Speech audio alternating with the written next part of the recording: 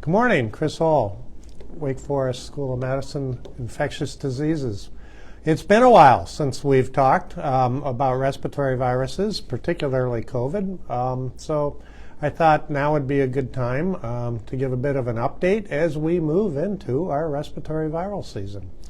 So it's respiratory viral season, no different with COVID or without COVID in that it comes usually at the end of December, and it strengthens up in January and goes through February, and then by the time we get into March, it's largely over. So with the addition of COVID, our respiratory viral season now includes 3 major viruses most of you have heard the name of. The first being respiratory syncytial virus, which now you know why we call it RSV, because it's hard to say quickly over and over. So RSV. And then influenza, good old flu. And then now we have the addition of the coronavirus, COVID-19. And this respiratory viral season, all 3 are circulating. So as we started to get into Christmas time and up until the new year, fortunately our numbers of RSV, which had been quite high and a bit of a problem, particularly in our pediatric and young population, started to fall. So it looks like RSV is now peaked and will be continuing to decline as we go through January. Influenza, however, is another story. And influenza is the big guy on the block right now. And our flu numbers continue to increase. And they really didn't have their usual dip that we usually see right around Christmas time when schools go out. So I think for the next 3 or 4 weeks, flu is going to be giving us some trouble. And right now, as far as hospitalizations go, in our region as well as in Charlotte and across the country, actually flu is a bigger problem right now than COVID. That doesn't mean that COVID cases aren't occurring. They are. Our wastewater numbers, which is one of the better ways to track right now, are continuing to go up, including here in the Triad. Down in Charlotte, they're up actually even higher than they were during the July and August peak that we had at the end of last summer, if you remember. And a lot of these infections are largely colds and flus. That doesn't mean you're not miserable. Headache, sore throat, cough, fatigue, but thankfully not many people yet are getting hospitalized with COVID, and that's good news.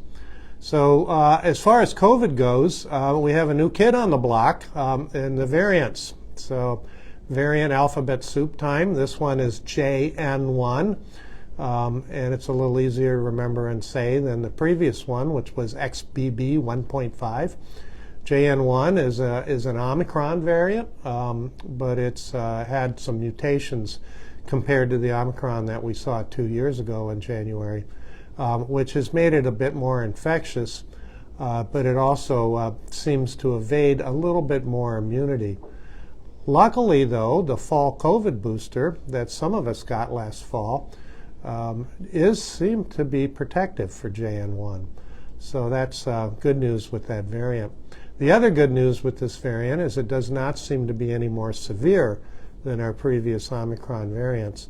And even in regions of the United States, such as New England, where they saw JN1 come up first, we didn't really see much of an increase in hospitalizations due to that variant. So that's good news for those of us who work in the hospital, and good news particularly for people who may have underlying diseases and that might be more susceptible to hospitalization due to COVID. So those are the 3 big respiratory viruses that are on the block right now.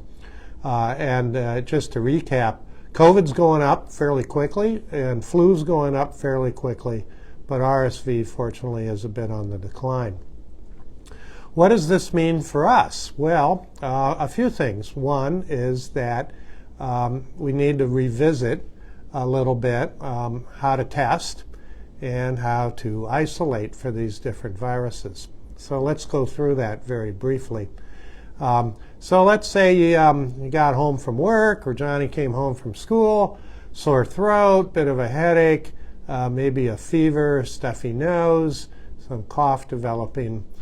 What is it? Is it going to be the flu? Is it going to be COVID? Or is it one of the other cruddy respiratory viruses that normally cause colds? Well, the best way to find out is to test. And you can now still get COVID tests, and they are available at most major pharmacies. There's still some free tests available, so if you search on the internet, you can still find some free ones, although the free ones aren't as in large a supply as they had been a year ago. So you test yourself for COVID. Put the swab in the nose, stick it in the solution according to the package directions, wait your 15 minutes, and then if you get 2 blue lines, then you have COVID. So you know what you have in that point, and you can follow through with the directions on what to do about COVID, and I'll tell you about that in a minute. If you have a fever with it, and the COVID test is negative, then you'll also want to think about testing for flu. There is an over-the-counter test now. It's starting to become available, and you can test yourself for flu, or you can test yourself at an urgent care. Or now, there's so much flu around, if your COVID test is negative and you have a fever with your illness, you can just assume it's influenza. And then I'll tell you what to do about influenza here in a minute. If your COVID test is negative and you don't have a fever, then you might just have a common cold, and you repeat your COVID test the next day just to make sure it's not COVID, because sometimes the test will pop positive a day or so after the symptoms start. So just to recap, you got your cold symptoms, test for COVID. If you're negative and you have a fever, you can assume it's the flu. If you don't have a fever, you retest again the next day, and then if the COVID test is negative, you have a cold. Now, what do you do about those? Well, for COVID and flu, we have treatments, particularly people who are older, or people who have underlying respiratory diseases, or people who have underlying illnesses that they see a doctor for. You'll likely want to get treated for COVID. And the drug we use for that is Paxlovid. There are a few drug-drug interactions with Paxlovid, so you should have a pharmacist or a doctor, when they make the prescription, look at your other medications to make sure that there's not interference from other meds. And then you can get your prescription, and it can be done through a virtual visit or calling in, and you pick it up from your pharmacy, and you take that medicine twice a day for 5 days. Most of the people that I know who've taken Paxlovid for COVID feel better fairly quickly. Usually within 24 to 48 hours, the symptoms are abating. So that's good news. Also good news with Paxlovid, if you have underlying medical problems or you're older, 85% chance it'll keep you out of the hospital. And that's important. You don't want to get hospitalized with your COVID, obviously. So Paxlovid for treatment of COVID. The treatment for flu is largely oseltamivir. Most people know by the trade name Tamiflu. There are some other drugs out now that are like oseltamivir or Tamiflu that can also be taken. That would also require a prescription from your doctor, and a virtual visit or a telephone visit, you can pick that up from them.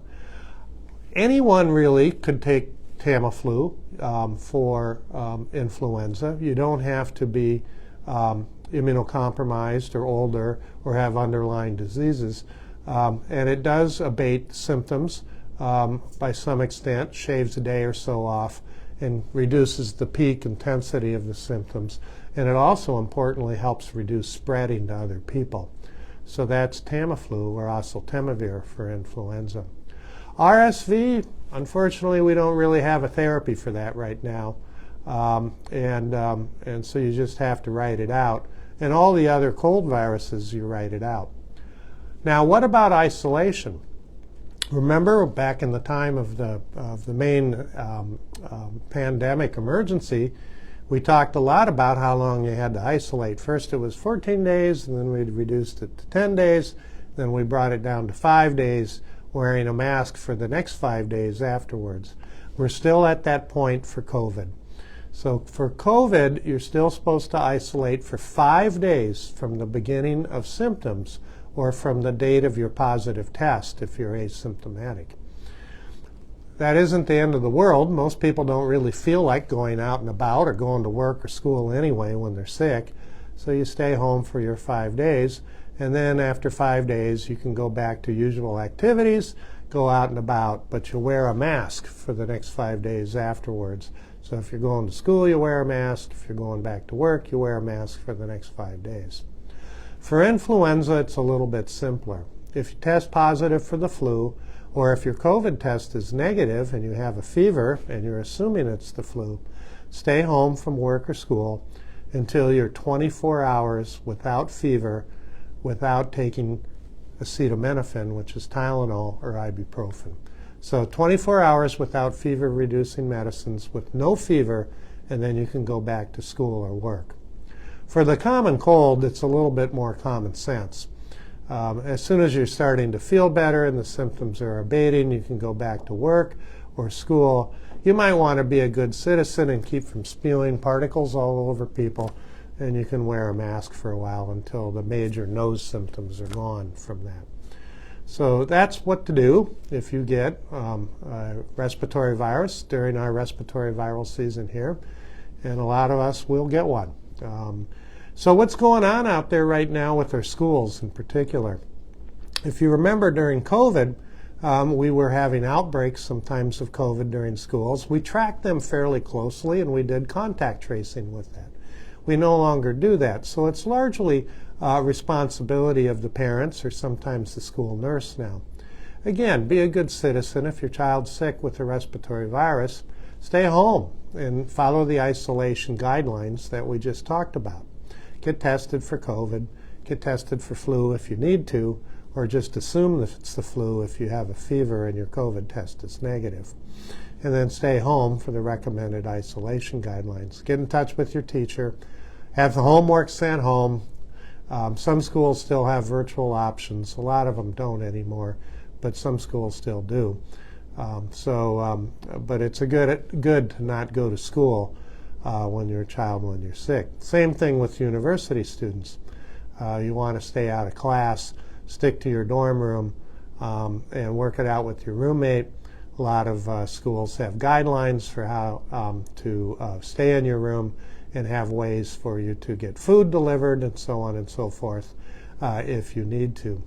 And then for those of us who are in the workplace, find a virtual option, do it from home for a while if you feel well enough, but let's keep from spreading our virus to others.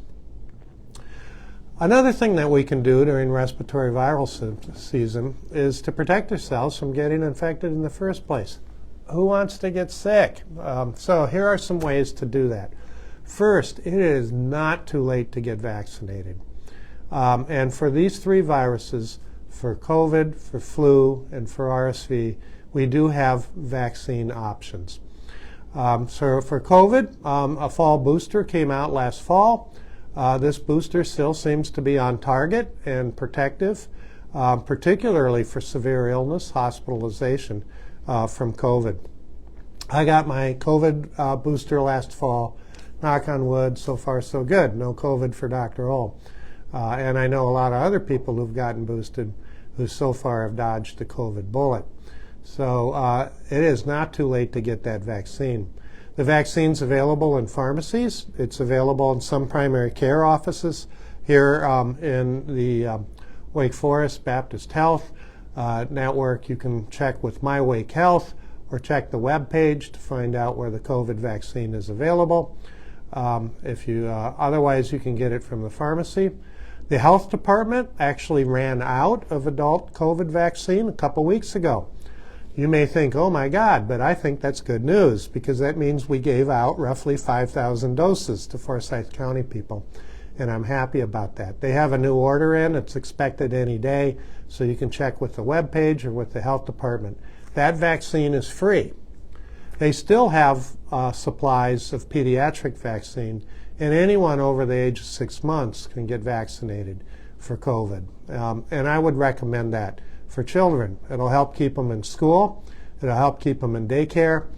And for parents, that means it'll help keep them out of your hair, so to speak, because they'll be at daycare or school. Now, for flu vaccine is still widely available. Luckily, the latest data that we have, it looks like on target for the H3N2 and the H1N1 strains of flu that are circulating. So go get vaccinated for flu. Both of these vaccines, COVID vaccine booster and flu vaccine, kick in within 2 weeks. And because I expect this respiratory virus season to last until at least mid-February, maybe even end of February, if you get it now, largely most of the season, you'll have pretty good protection from those two viruses. For RSV, it's a little bit different. The people we want to protect from RSV are our babies, particularly babies under the age of 8 months. RSV infects the tiny little airways in the lung, so babies are tiny. If you have a tiny little airway and a tiny little baby and it gets inflamed, it's going to close off. And that's why RSV is such a problem for young children. There is a vaccine of sorts. Technically, it doesn't induce active immunity, but it gives instantaneous passive immunity. And that's an immunoglobulin product made from a monoclonal antibody. And that's available, and pediatricians are highly recommending that for babies under the age of 8 months and certain children between the ages of 8 months and 2 years. So if your baby hasn't been immunized or passively immunized for RSV, I think it's still a good idea to do that now to get us through the tail end of the RSV season here. So you'll want to talk to your pediatrician about doing that. For all the other colds and respiratory cruds out there, there's no vaccine, and the only way to protect is really by wearing a mask. A mask will protect you from all of these respiratory viruses, including COVID, flu, and RSV. Where would a mask become important? Well, it's kind of common sense. It's where there might be a lot of other sick people around. So I don't know if you traveled over the Christmas holidays, but the airport waiting rooms, great place to get a respiratory virus if you wanted one. Crowded, a lot of people. Some people are traveling sick. I, for one, would wear a mask. And I'm traveling next week, and I plan on putting one on when I'm in the airport, and likely on the plane, too, depending on how crowded it is. Other places, if you're going to see your doctor, even for if it's a routine primary care visit, waiting rooms in and around the clinic, obviously, sick people go in to see their doctors, and you're maybe more likely to come across one. Some people are wearing them in grocery stores and other public places, particularly if you're immunocompromised at the extremes of age, like over the age of 65 or 70, or you have underlying medical problems. You may want to wear a mask as we go through respiratory viral season until we get out of it at the end of February. And masks do work, despite all of the misinformation you may read and see. And that's why when I, as an infectious disease doctor, walk into a room of somebody who's got a respiratory virus or TB or measles or any one of these contagious diseases, I put on an N95 mask, and guess what? I'm protected. So you can do the same thing as you go out and about. Lastly, do what your mom told you to do when you were a kid. Get plenty of sleep, eat well, maybe some chicken soup, and keep yourself healthy, otherwise not run down. Keep your immune system up and going, and you're more likely to get through the season unscathed, or if you do get infection, it'll be less likely to be severe, and you'll get better faster. So a couple other appeals. So we in healthcare right now are pretty busy. Up here in the Triad area, our urgent cares and our ED volumes are very high. In fact, just over this past week, our urgent care volume set records for the number of patients that we were seeing in Atrium Health, Wake Forest Baptist. Those virtual options that I talked about earlier, going through My Wake Health or going through the phone, is a great way, if you have a mild illness, of not over-accessing or overburdening healthcare.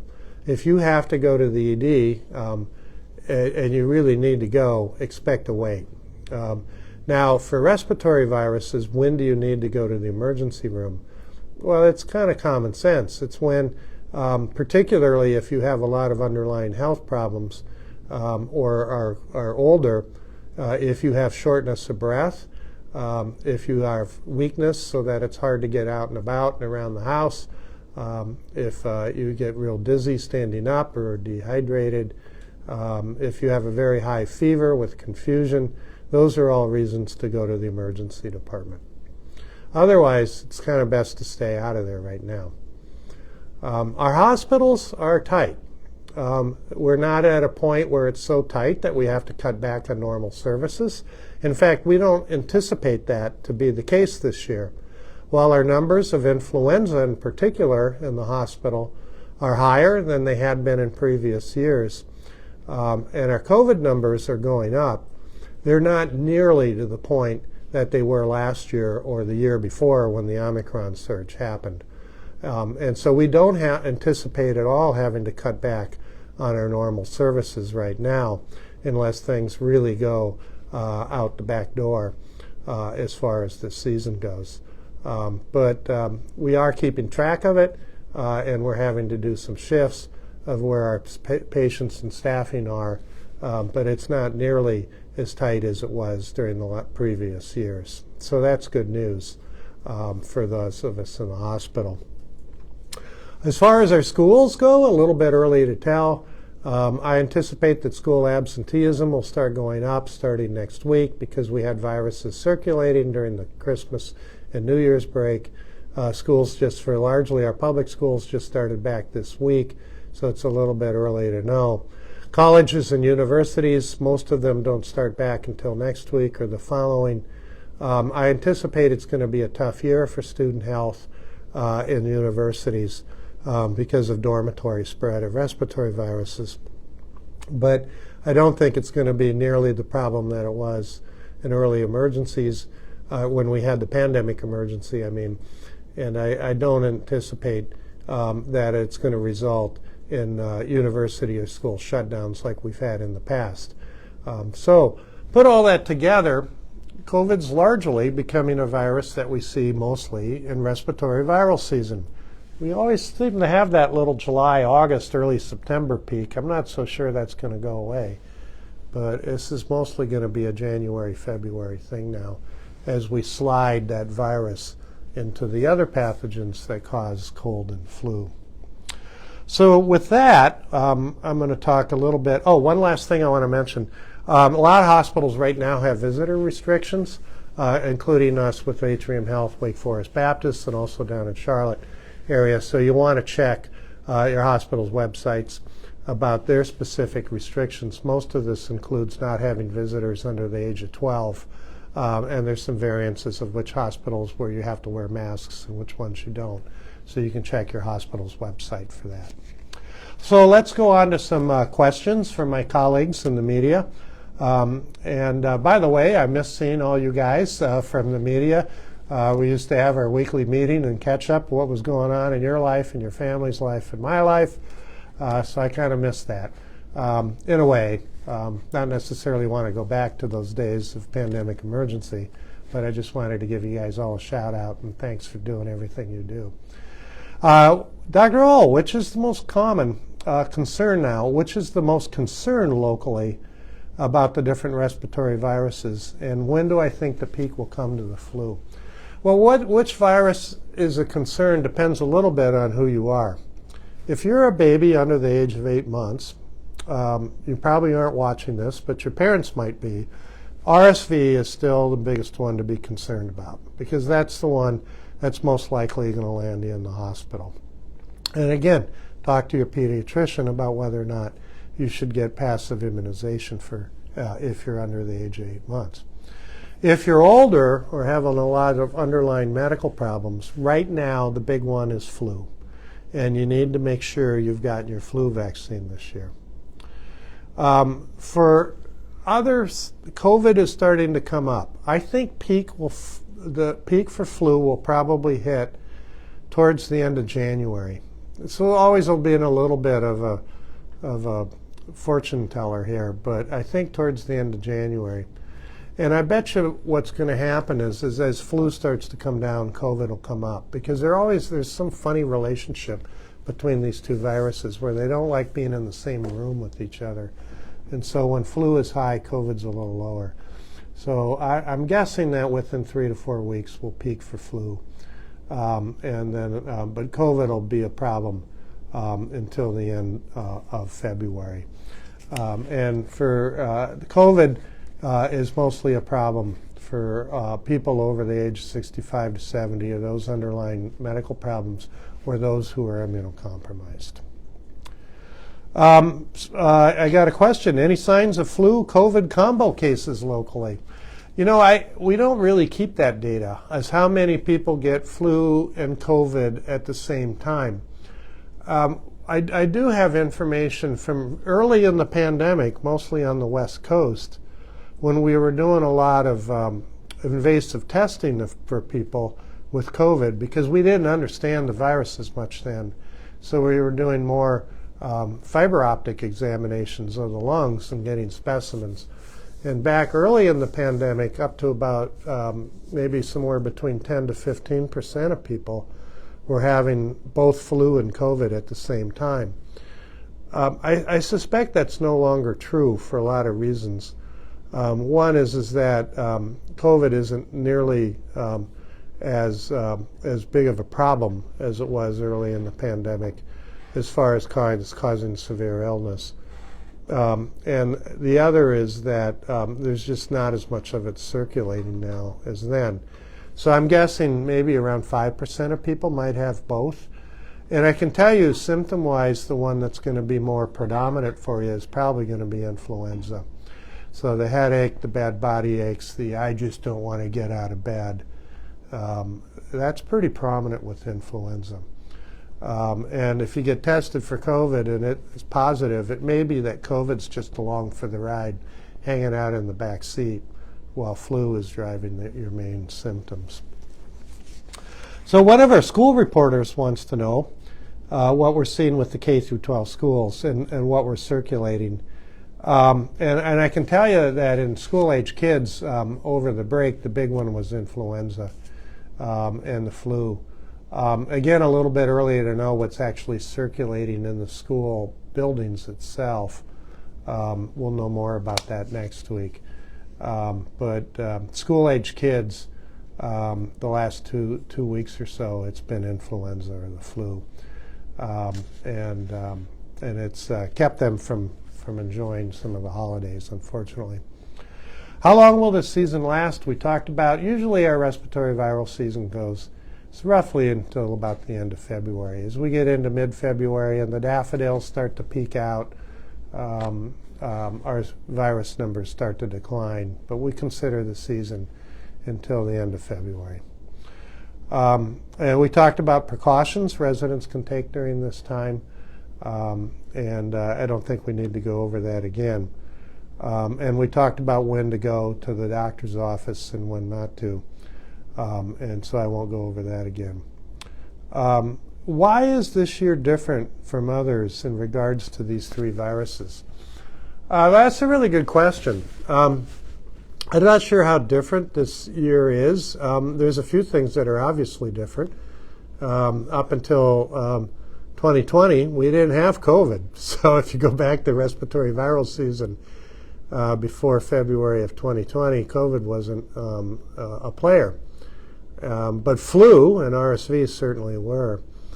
RSV usually comes up in late October, November. It peaks a little bit earlier than flu as flu gets going in late December, January, and February. And that seems to be what's happening this year. So for those two viruses, it seems to be more of a pre-pandemic normal for those two viruses.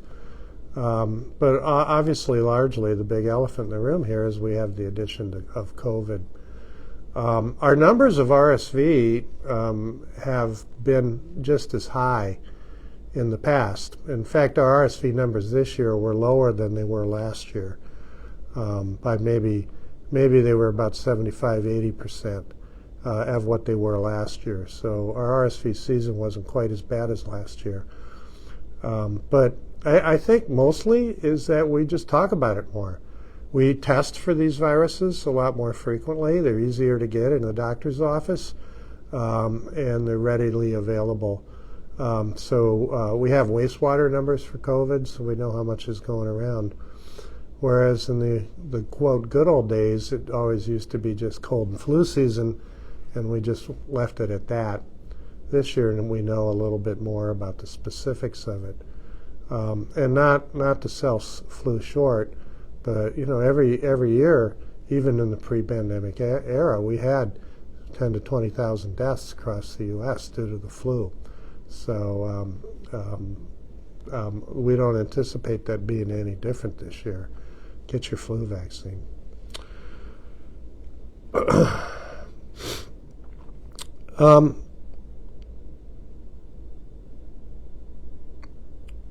So many people have been tested negative for all three. Could there be a new virus on the rise, but with a degree of COVID? No, I don't really think there's a new virus on the rise. A couple things to talk about, though. More last fall, the media was hung up about cases of respiratory infections that they were seeing in China, and then some places here in the United States, and including in Ohio. And these were largely, quote, walking pneumonia, people who didn't get hospitalized with it, but might have had mild pneumonia. So walking pneumonia is the lay term for that. So it's actually a bacteria that can cause walking pneumonia is mycoplasma. Sorry to hit you with a new term, but so mycoplasma cycles every few years, maybe 5 to 6 years, we get a cycle of mycoplasma that comes through a population.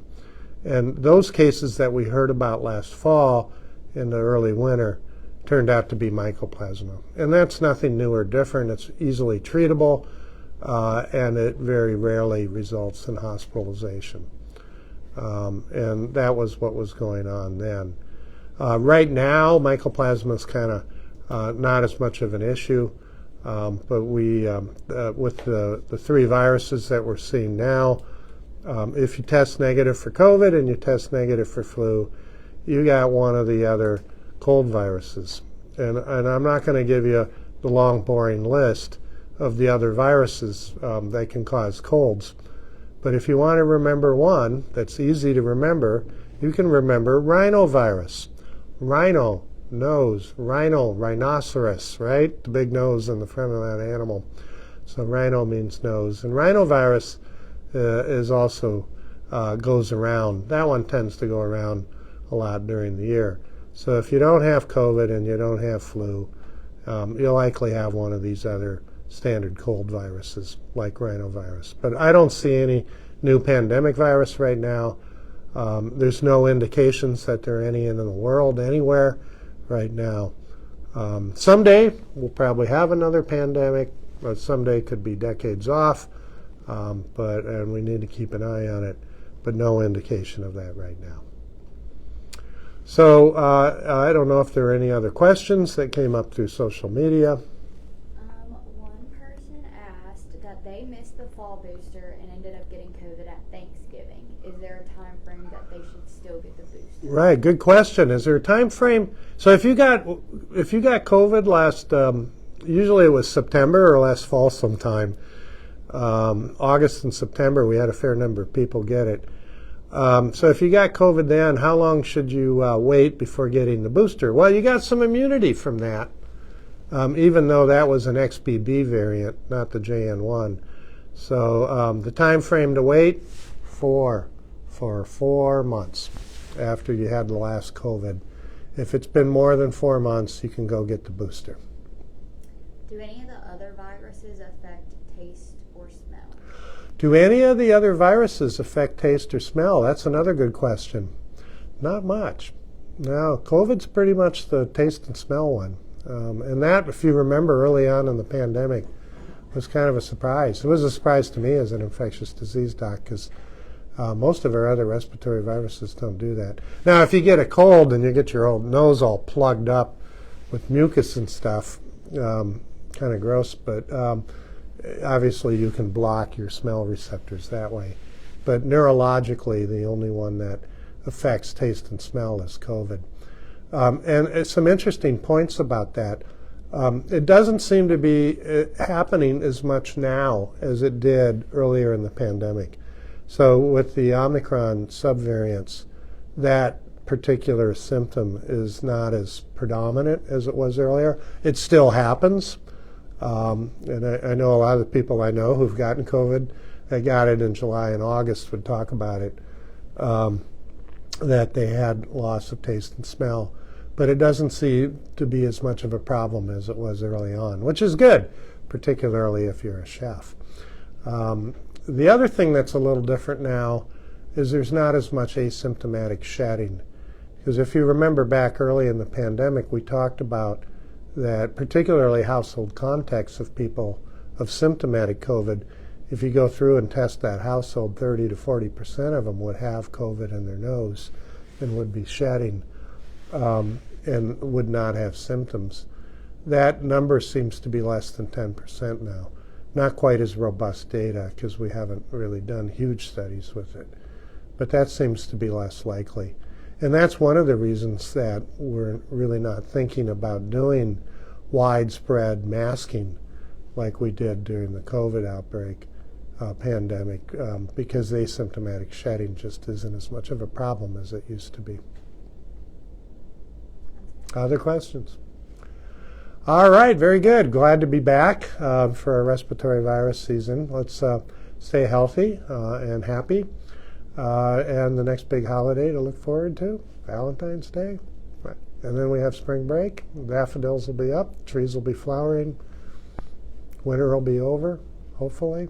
So stay safe.